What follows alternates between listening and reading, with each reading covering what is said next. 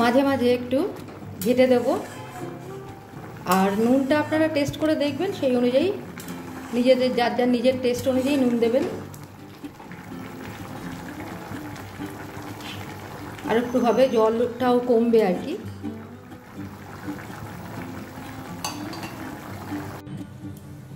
নমস্কার, আসান কুক ট্যুরে আপনাদের স্বাগত। এখন আমি আলু পেঁয়াজের একটা তরকারি করছি, সেটা খুবই সহজ, আর যারা নতুন তারা তো খুবই পারবেন আর কি। আর এটা কিন্তু সকালের টিফিন মানে রুটি পরোটার সাথে, তারপরে লাঞ্চ, ডিনার সব কিছুর সাথে কিন্তু এটা যাবে। তো আসুন রান্নাটা শুরু করা যাক।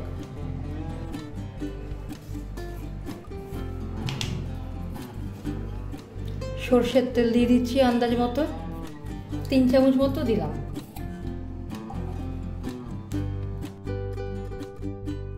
তেল গরম হয়ে গেছে, এতে আমি দিয়ে দিচ্ছি একটা বড় সাইজের পেঁয়াজ।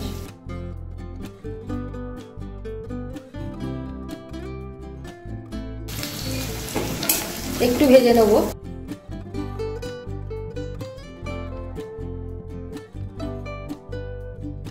দিচ্ছি কাঁচা লঙ্কা দুটো, কিন্তু এটা মাঝখান থেকে কেটে দিচ্ছি। এবার এতে দিয়ে দিচ্ছি দুটো বড় সাইজের হাফ বয়েল আলু। আপনারা কিন্তু কাঁচা আলুই দেবেন।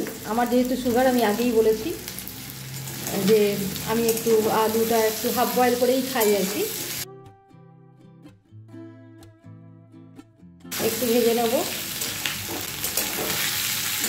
খুব সহজ রান্না, বেশি সময়ও লাগে না। আর আলু যদি হাফ সিদ্ধ হয় তাহলে তো আরোই কম সময়ে এটা হয়ে যায়। আর এটা দেখবেন, আমি পরে দেখাচ্ছি যে মাছ ধরুন ভেজে রাখলেন, সেই মাছ ভাজা যদি এর মধ্যে দিয়ে দেন তাতেও কিন্তু খেতে ভালো লাগবে। ধরুন আজকে তরকারিটা রান্না করছেন, বাড়িতে মাছ টাছ কিছু নেই, এবার কালকেও তরকারিটা রয়েছে, বেশি পরিমাণে করলেন, তো কালকে মাছ এনে ছোট হোক বড় হোক যে কোনো মাছ এনে কিন্তু এতে যদি দিয়ে দেন ভেজে, তাহলেও কিন্তু মাছের তরকারি হিসেবে এটা ভালো লাগবে। এবার এটা আমি দিয়ে দিচ্ছি আন্দাজ মতো হলুদ। এবার সব কিছু একসাথে মিশিয়ে একটু ভেজে নেব। আলুগুলোকে একটু লাল করে ভেজে নিয়ে তারপরে আমি ফিরে আসছি। দিচ্ছি 1 চামচ টমেটো বাটা,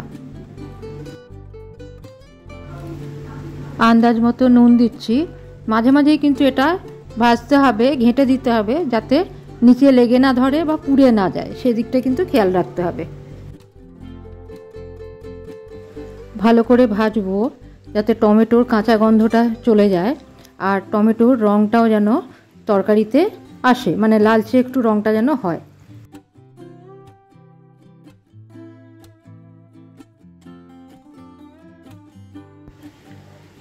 সবজি ভাজা হয়ে গেছে, আলু পেঁয়াজ সব কিছুর একটা ভাজা গন্ধ আসছে। এবার কিন্তু আমি এতে জল ঢেলে দেবো। 1 কাপ জল দিয়ে দিচ্ছি।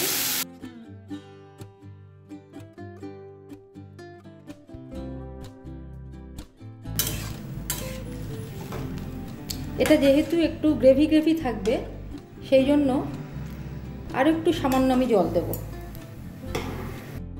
আর একটু জল দিয়ে দিলাম, কারণ পেঁয়াজগুলো একটু সিদ্ধ হতে হবে।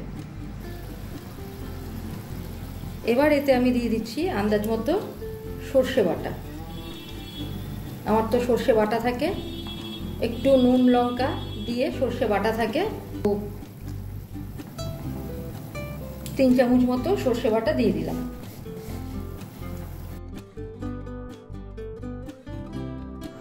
এবার এটা 5 মিনিট মতো সিদ্ধ করে নেব। তারপরে সিদ্ধ হয়ে গেলে তার পরবর্তী স্টেজে এসে দেখাচ্ছি। মাঝে মাঝে একটু ঘেটে দেব।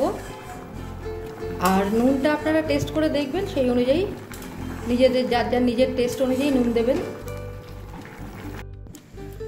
জলটা আর একটু কমিয়ে নেব, জল এখনও একটু কমানো বাকি রয়েছে। মাঝে মাঝে তো এটা ঘেটে দিতে হবে। আর ঝাল বা সর্ষে বাটা এই সমস্ত যে যার নিজের পছন্দ মতো, কেউ যদি একটু হালকা পাতলা খেতে চান তাহলে সর্ষে বাটাটা কম দেবেন, বা যদি হলুদ সর্ষে শুধু সাদা সর্ষেটা খেতে চান আর কি, সেটাও দিতে পারেন। আর যেমনই হোক মেন ইনগ্রিডিয়েন্টস যেগুলো, উপাদান যেগুলো, সেগুলো ঠিক রাখবে, তাহলেই ভালো লাগবে। আর যদি একটু টমেটোর টকটা বেশি পছন্দ করেন সেটা একটু বেশি করে দিয়ে দেবেন। আবার আমি ঘেটে দেখছি যে কতটা কি হলো আর কি। সিদ্ধটা আশা করছি এবার সিদ্ধ আমার হয়ে এসছে এবং জলটাও কমে এসছে। মাঝে মাঝে কিন্তু আমি এটা ঘেটে দিচ্ছি। আমার প্রায় 2 মিনিট মতো হলো, জলটাও অনেকটা কমে এসছে। এবার কমিয়ে আসার পরে কি করছি সেটা এবার আমি দেখাচ্ছি। আমার রান্নাটা হয়ে এসছে, এটা আমি নামাবো। আমার রান্না হয়ে গেছে, এবার আমি গ্যাসটাকে বন্ধ করে দিলাম। এবার কাঁচা সর্ষের তেল চারিদিকে ছড়িয়ে দিচ্ছি, একটু বেশি পরিমাণেই দেবো। কাঁচা সর্ষের তেলের গন্ধটা কিন্তু এটাকে, এর টেস্টটাকে বা স্মেলটাকে এনহ্যান্স করবে।